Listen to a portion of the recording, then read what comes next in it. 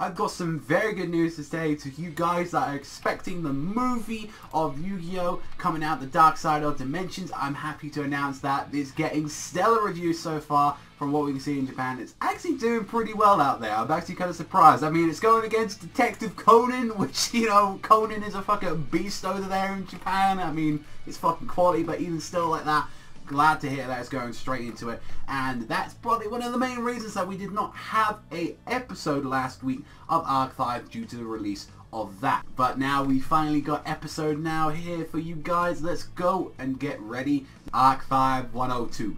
I don't know, I think I was expecting a little bit more from this, like, Kaito and Yuya duel, because, like, you can definitely see from, like, Kaito, from what everything that, like, you know, everyone, like, has been saying, especially, like, Yuto's, like, you know, he's a cold, like, a hard bastard now, you need to do something, you need to wake him up with your dueling, like, just like how you did with Jack Atlas and the Secret Dimensions, you know, same problems, different world, you know, that's the same situation we're going into. And I've got to see that now that we've kind of seen another duel with Kaito, I'm starting to understand exactly what his deck is. It seems like his deck now just runs on having a multiple amount of monsters, either on your opponent's side or also as well like on their side as well, since it seems to be working on doubles and triples. That's how it seems to work at the moment with his monsters.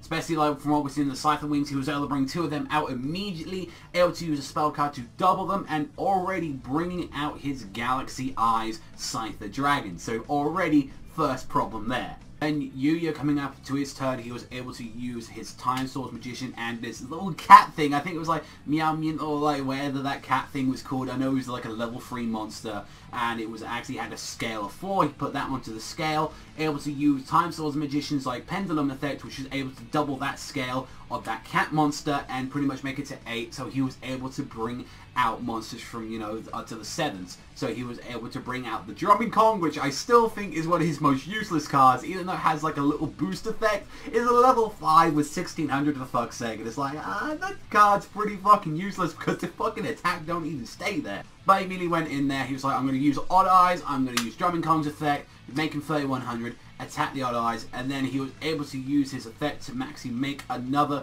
like, clone, like, able to make his, like, Odd Eyes into the Drumming Kong as well, so both of them, and then using a trap card. It's like, if you have 2 of them, you can attack for this turn, you know, you're just done, bada bing, bada boom, and then he was already fucked. He was like, oh shit, I've got to fucking end it there. And then fucking just immediately, like, Kaito just going in, he was attacking the Kong, he was like trying to take over his Odd Eyes as well, did that, and he was able to use the Negate Destruction ability to try and sort that out, and it was like, you know, half the damage after the whole double and everything, and it's like, well, this is the only way that we got to work around it, and I was like, that's pretty goddamn impressive. I mean, he was able to overcome this as he got his Odd Eyes back. He was able to use that, and then also as well bring out this dragon-like magician, since he used like the cat's effect when it comes out of the Pendulum Zone. It's able to use as 2 summons instead of just 1. So bringing out this dragon like magician, which I believe was about 2400 attack points and a level 7, but has the special ability of also as well becoming a dragon type monster. So you know what that means. Odd Eyes Rebellion Dragon comes straight out with 3000 attack points, and having another ability is that when it battles a dragon type monster, its attack points double, becoming 6000, although using his continuous and using a trap card to bring out another Galaxy Eyes, it's just a fucking chaos, and able to like both attack 6000 and bada bing bada boom. And then he was able to use that and bring out the Odd Eyes monster that we know from that, and he was able to become a part of the Pendulum Zone, bring out another card, and pretty much he was able to bring out both level 3s and this little bell monster and make them into level 4s, and able to bring out the Dark Rebellion XYZ Dragon. And pretty much that's where the kind of duel ended. It's like, oh shit, you must be Yuto, but no, I won't be swayed, because even Kurosaki getting involved is like, no, fuck you, like that's the situation, you know, like I'm on the wanted list, I don't care and all that, I kind of do my own way, and I'm like, oh Kaito, god damn it, we was getting so close and everything. So I'm starting to understand his deck a little bit more. I don't know like too much whether or not I like it more than like the Photons in the Galaxies. So like I was so fond on the Photons in the Galaxies, I'm not too sure whether or not like I like the Scyther deck compared to it. But mind you, we've seen so little of it so far. You know, I still have to see a lot more judging, but who cares about that, because the preview I get to see my girl Alexis again. Oh, I'm so happy that I finally get to see after all this time. That's going to be weird though, because she's seemingly in a cloak protecting Yuzu, and I think those dudes are Academia members. They look a little bit different like that, so I'm wondering like who exactly those guys are. Obviously they're grunts to someone, whether or not they're just Academia in like different suits, but it's like, it'd be weird. Why would Alexis be helping? Like, if she's like apparently part of Academia as well, so that's going to be confusing. I'm looking forward to see what the explanation on that's going to be, or whether or not they're like just like part of like the XYZ Dimensions kind of group. So we'll have to see what's going on with that. Other than that, I was a little bit upset the episode just kind of ended off like that, but I can't complain too much. I enjoyed the episode. I feel like, yeah, for waiting a week and all that to get the movie, which I am really excited. I do want to see that.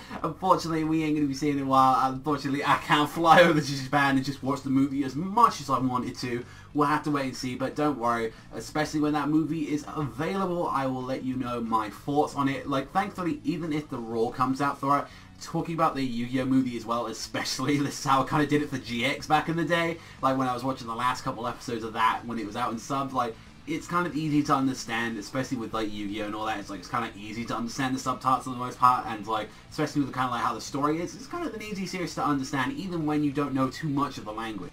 Overall, I think I give the episodes like a 6.5 to 7. I think it was fine to good. I was a little bit upset that I'm going to end up in the draw. I kind of wish there was a little bit more, seeing a little bit more of this deck, but so far, Kaido, you know, I'm liking it. It's a bit too far. Don't know if I like it to its original deck though, but I am curious to see a bit more about Alexis, and seeing like, we're going to see like the Cyber Angels back. I'm really excited about that. I really hope though, when that comes into the dub, because I will be watching this, like when this comes to the stuff into the dub, I really want to see if they're going to get her original voice actress back for that. So I really did like GX like casting for the most part, maybe except for like Cyrus and Chumley, but apart from that, I kind of enjoyed it, though, as much as cheesy as all the Yu-Gi-Oh dubs are in their own way. But that's all from me. Thank you much for watching as always, and I'll catch you beautiful bastards next time.